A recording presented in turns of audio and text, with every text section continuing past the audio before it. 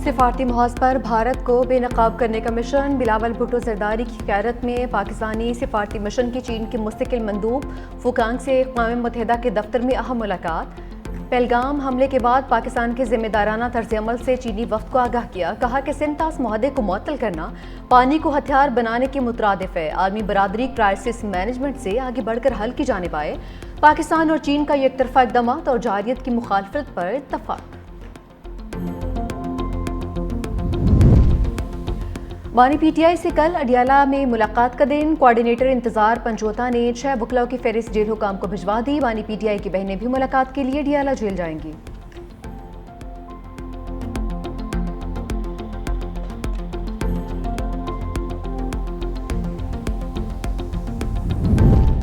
कराची में शहरी पर तशद्दुद, 62 शख्स गिरफ्त में आ गया। पुलिस ने मुलजिम सलमान फारूकी को डिफेंस से हिरासत में ले लिया। मुलजिम थाने मुंतकिल, गाड़ी भी कब्जे में ले ली। सलमान फारूकी ने गुज़िश्ता रोज नौजवान को बहनों के सामने गार्ड के साथ मिलकर तशद्दुद का निशाना बनाया था। बासर मुलजिम की हवालात से जारी तस्वीर पर सवाल उठे। तस्वीर में हवालात की कुंडी खुली और बंद ताला साफ नजर आ रहा है। मुलजिम सलमान फारूकी ने कपड़े भी वक़ुआ के दिन वाले पहने हुए हैं।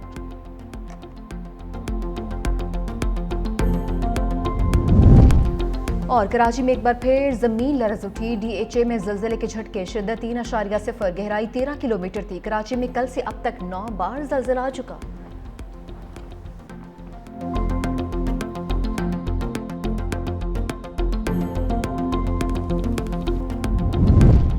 मोदी सरकार पाकिस्तान के नाम से भी खौफजदा। रियासत आसाम में पाकिस्तान से हमदर्दी के इल्जाम में 81 अफराद गिरफ्तार। भारतीय मीडिया के मुताबिक गिरफ्तार अफराद ने सोशल मीडिया पर पाक भारत तनाज़े के दौरान भारत के खिलाफ और पाकिस्तान की हमायत में पोस्ट की। एक शख्स को सिर्फ पाकिस्तान का झंडा पोस्ट करने पर गिरफ्तार किया गया। वज़ीर आला हेमंत बसवा शर्मा का कहना है कि हमारी टीमें मुसलसल सोशल मीडिया मॉनिटर कर रही हैं। मुल्क मुखालिफ बयानात बर्दाश्त नहीं करेंगे।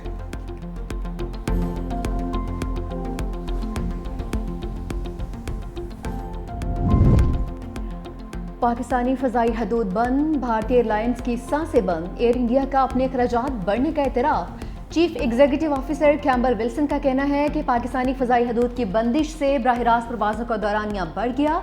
एयरलाइन के मुनाफे पर भी गहरा असर पड़ा है। बरतानिया समेत मगरबी ममालिक के लिए प्रवासों के दौरानिए में 1 घंटे का इजाफा हुआ। एयरलाइन को इजाफी फ्यूल का खर्चा उठाना पड़ रहा है।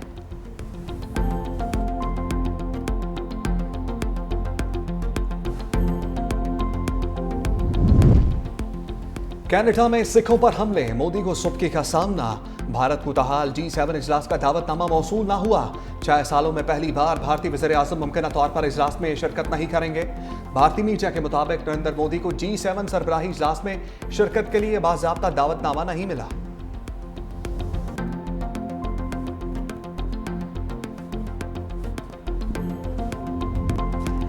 पाकिस्तान ने भारत को हर मुआज पर शिकस्त दी। पाकिस्तान को कम समझने की गलती भारत को बहुत महंगी पड़ी।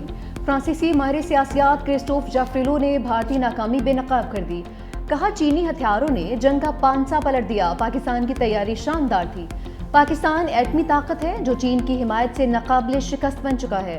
भारत इंडस वाटर ट्रीटी को जंगी हथियार बना सकता है, मगर याद रहे पाकिस्तान एक एटमी ताकत है जिसकी पुश्त पर चीन खड़ा है।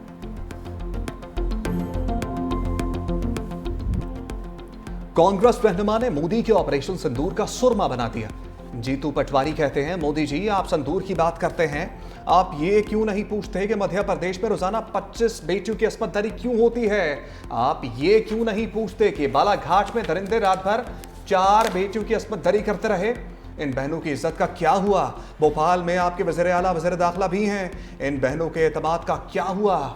आप इसका जवाब क्यों नहीं देना चाहते?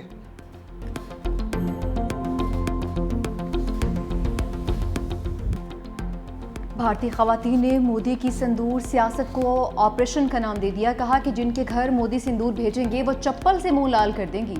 मोदी को बेवाओं के घर जाकर उनके सर पर हाथ रखना चाहिए था, लेकिन ये तो उन्हीं को सिंदूर भेजने लगे हैं। सिंदूर बिकता नहीं और ना ही बांटा जाता है। मोदी सरकार ने हलाकतों पर हमदर्दी के बजाय सियासी सर्कस लगा दिया। मोदी ने साबित कर दिया कि उसे मजहब की समझ है, ना ही इंसानी एहसासात की।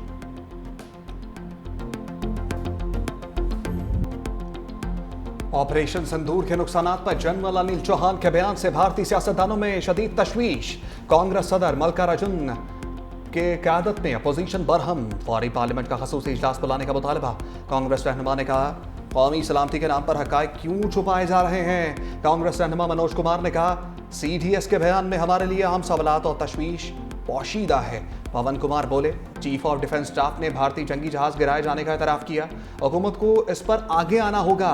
यूनियन मिनिस्टर गजेंद्र सिंह शेखावत बोले, मोदी हुकूमत बताए सीज फायर की अमरीकी शराइत क्या थी।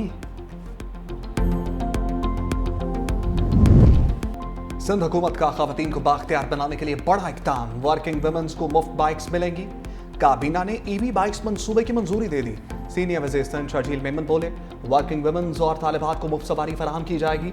मुल्क में मुफ्त स्कूटर्स देने का पहला मंसूबा हमने शुरू किया। पाकिस्तान में पहली EV टैक्सी भी हम शुरू कर रहे हैं। पीपल्स पार्टी खवातीन को बाख्तियार बनाने पर यकीन रखती है।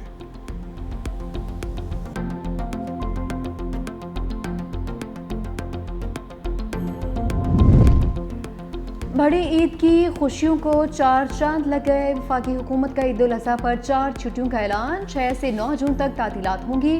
सेक्रेटरी काबीना ने छुट्टियों का नोटिफिकेशन जारी कर दिया।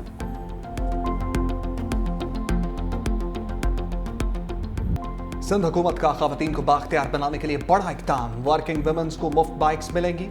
काबीना ने EV बाइक्स मंसूबे की मंजूरी दे दी। सीनियर वज़ीर सिंध शर्जील मेमन बोले, वर्किंग वुमेन्स और तालिबात को मुफ्त सवारी फराहम की जाएगी।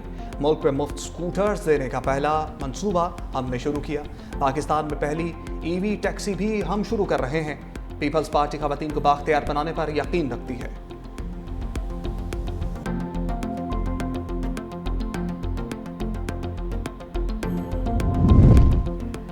बड़ी ईद की खुशियों को चार चांद लग गए। वफाकी हुकूमत का ईद उल अज़हा पर 4 छुट्टियों का ऐलान। 6 से 9 जून तक तातीलात होंगी। सेक्रेटरी काबीना ने छुट्टियों का नोटिफिकेशन जारी कर दिया।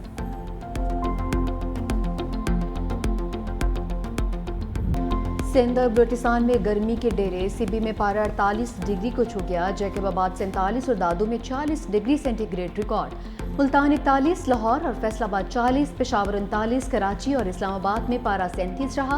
पंजाब और खैबर पख्तूनख्वा की बादलों की इनिंग्स की प्लानिंग एक बार फिर बरसने की तैयारी कर ली।